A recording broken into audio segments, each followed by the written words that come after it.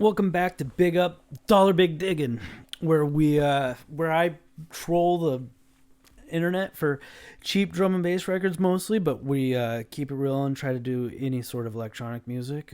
But we definitely focus on drum and bass. So if you've watched my preview of what's to come video, you'll have seen some of these records, and I'm here to do a proper review. Let's get started with the Rumble Sessions Volume 2 and Movement. The Roomba Sessions. So, early 2000, mid 2000s, there was a big movement of Brazilian influenced drum and bass. And V Records was definitely a big part of that. There's a mix. I think it was done for V Records that was all the best of the stuff that's coming out at that time. If I can find it, I'll post a link to it because it's an amazing mix. It is what got me really into the Roomba sound of drum and bass. So I when I saw this for $4, I snagged it in an instant.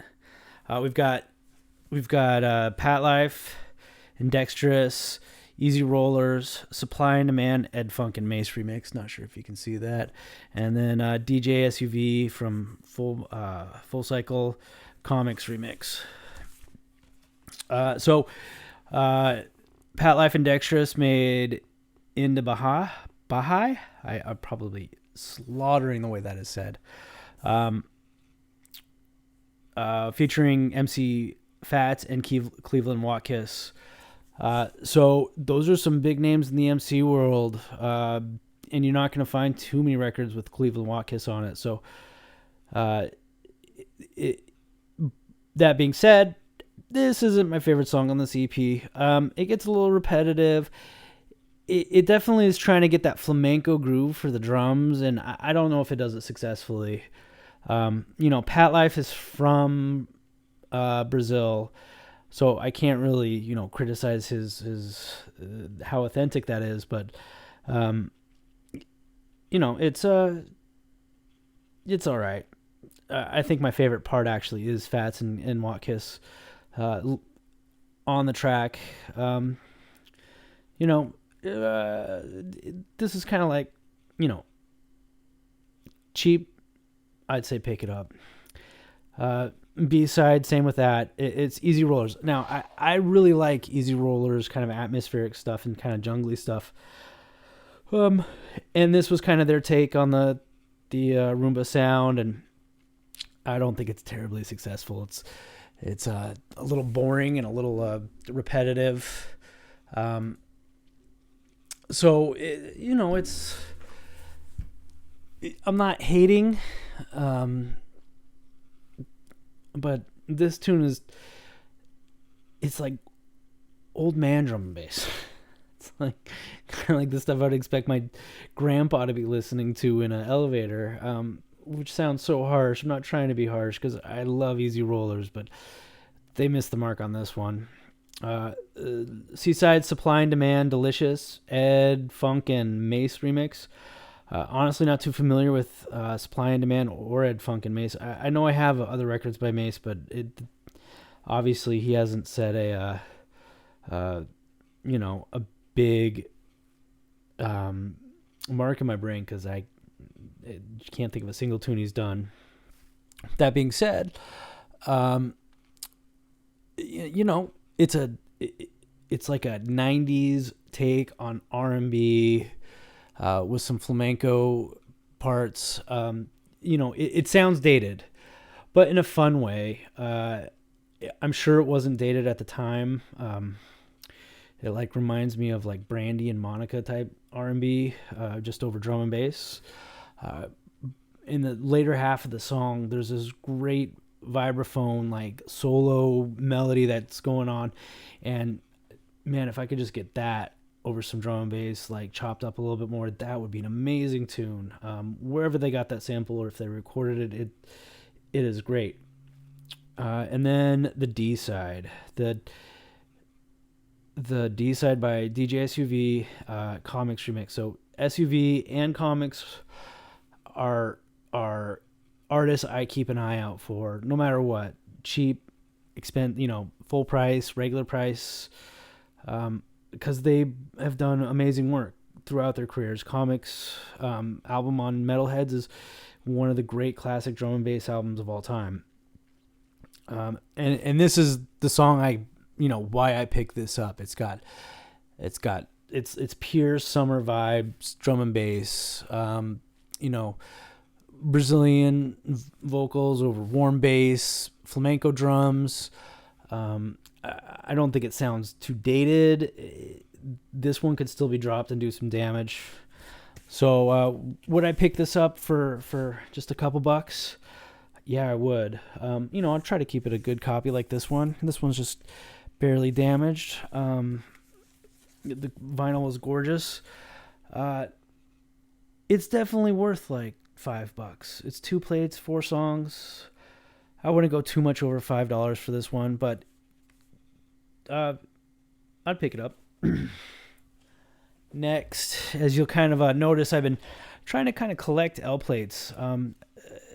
L plates is one of those labels that I didn't really know about until I started kind of buying cheaper records. Digging the dollar bins of the drum and bass stuff. Early that and I kept picking up L plate stuff because it was stuff like Sonic and Silver and digital, a lot of digital, and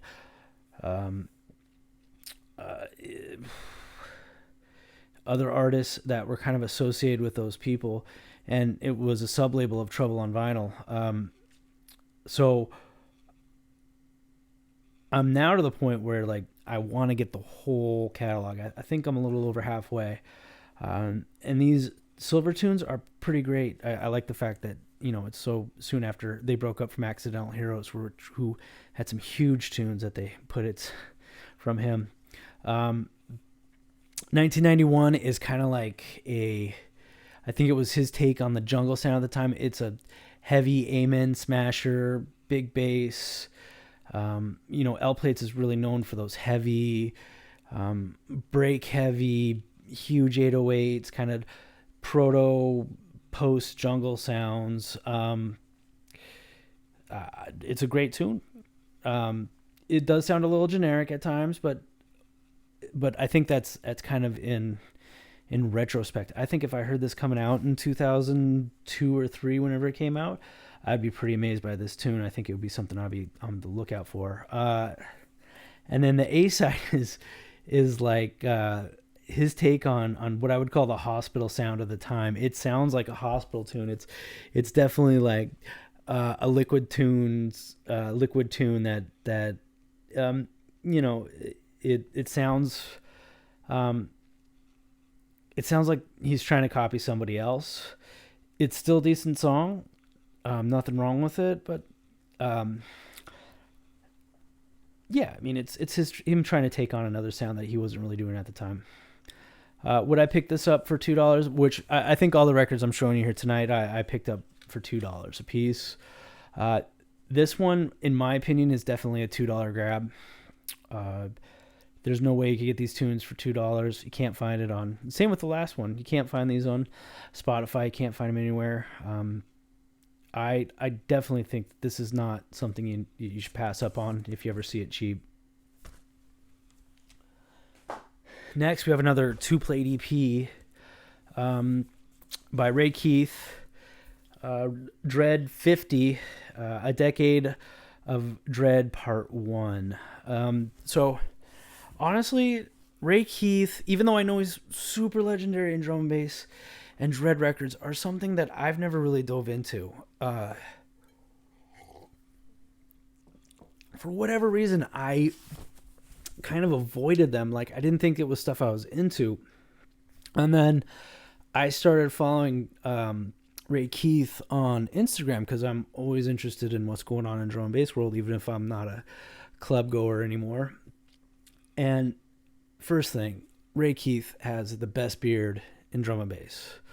Man, I wish I could grow that beard. He's a stylish man, I'm telling you. Second thing is he'll be previewing these tunes that are coming out on Dread, and I can't even, I was like, what? That's what Dread sounds like? Why did I think it was not that good? They're always like amen, heavy tunes like Jump Up, before Jump Up was called Jump Up, they're usually got crunchy drums, huge Reeses, dance floor tracks that in a style I love. So I definitely am way more open to Ray Keith and Dread records for. So I picked this one up. I don't even think that you could hear samples on Discogs. I might have, but I don't think I listened to a single one. So I was a little, wasn't sure what I was gonna get. When you started out, it starts with The Missing Cuban, and it's got these samples that make it sound like military operations. I'm willing to bet that this was about that this was around the time this was released in 2004, around the time that I didn't look it up or anything, but that kid who from Cuba was hiding in a closet, and it was a huge news story because Cuba wanted him back, and we had that treaty where we wouldn't send people back to Cuba, and the military still did it. Anyways, enough about stuff I don't actually know about, and let's talk about the tune, which is pretty great. It's got huge Reeses, and those big synths, and it's got real crunchy, heavy breaks intertwined with it. It's the type of stuff that kind of got tired in the in the early 2000s, and that might be why, because I was just kind of done with that sound. But in retrospect, this is a great tune. Like, I would play this out still any day. The B side of the first plate is Sunrise. It's a rinsed out 808 workout, 808, the boom. That's the sound of kind of trap music and hip hop and a lot of drum and bass. It's one of the most used samples ever, or synths, whatever you want to call that. The break actually feels upbeat. It's kind of hard to give an emotional feel to a break, but this one, it feels upbeat. It feels fun. It feels bouncy. Pretty good tune. Hold On, my Selecta. It is featuring Navigator, who MC Navigator is one of my most despised MCs in drum and bass. I just find the guy corny. Never really heard too many tunes I like of him. And I have to say, this tune is not that great, but it's not Navigator's fault. Navigator was fine on this. I think he might have been the best part of this tune. It's super repetitive, like to the point of being annoying. The bass doesn't switch up enough. I don't know who would have been into this tune even back then. It's just it's not great. And then the B side, or the D side as it's labeled here, electric piano. Started out really good with this really interesting electric piano sound that you've heard other places, kind of the doom doom sound, and that was cheesy as hell. I'm never doing that again. But that electric piano sound was used a lot by Q Project in a lot of his like solo work, and it's done really well, and it comes across as really bright and interesting. And then you get fart bass. It's the only way I can describe it. It isn't distinct enough. It isn't tight enough. It's, it was kind of a synth sound of Jump Up around this time. I can't really think of anything to describe it as except for fart bass. I don't know. The song was completely ruined by it, which is a shame because I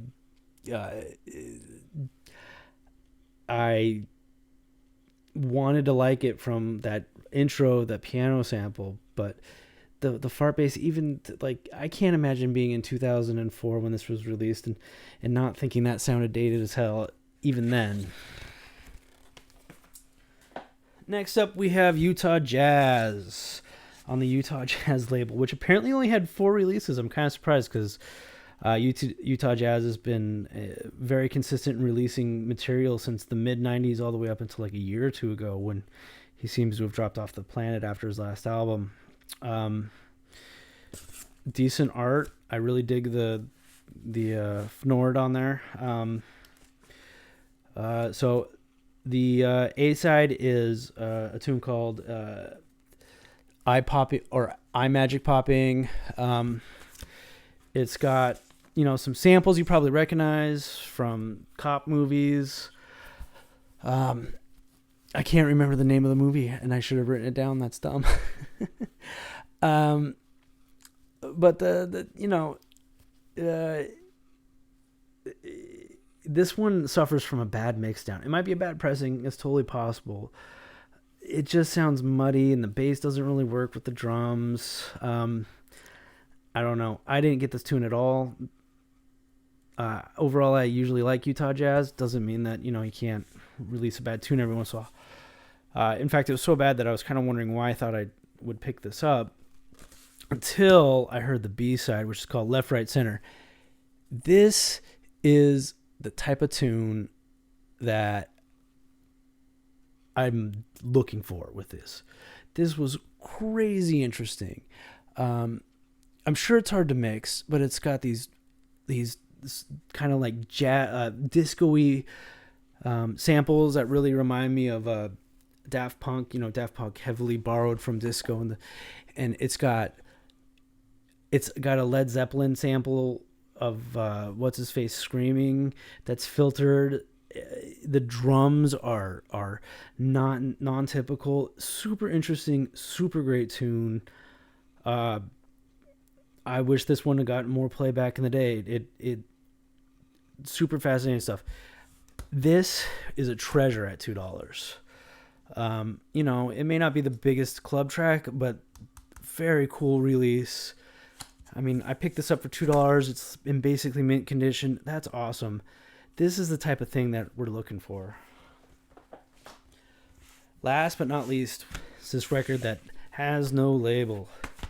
I usually try to steer away from B-side, from white labels when I do these reviews, because honestly, if I'm going to collect these records, unless it's something really interesting or really weird or like a classic tune that I can get for cheaper because it's a white label, I want the full art release. They're just, you know, they're better. But this was on Formation, which traditionally I haven't liked. But then there's these standout tunes like early Nero work or Influx Datum that were really good on Formation, and so I kept doing it. But all the stuff in my head of Formation is just the worst of the worst type of jump up. But it didn't have anything on it, and it was Sappo, who wasn't really known for releasing a lot of stuff in Formation. Who did a lot of interesting jungly stuff, you know, was part of the scene for a long time, and then it was a B-side of Influx Datum, who I'm actually like really liked the vast majority of the work I've heard from him. So I thought it was well worth a snag because I couldn't hear it anywhere. Those are the type of things that pique my interest. If I can't hear it, who knows? Is it good? Is it bad? It was pressed on vinyl by a big name DJ, DJSS, who owns Formation. It's probably worth at least checking out at $2 for a plate. So I grabbed it. So it started off with this side that's got all of it. It's a song by Sappo called Temptation. And when it starts out, it's got kind of a generic break, and it's got these cheesy vocals come in, and they sound out of tune. They sound out of tune and offbeat from the break. And I was kind of like, this is why I don't buy Formation tunes. And then it dropped. And I loved the drop. It was interesting. It was dark. It was dance floor, but not cheesy. And I was like, oh, this is amazing. This is great. Like another record. Like, how did I get so lucky to grab two of them out of this 5 records I was going to review that were like the exact reason I started this series.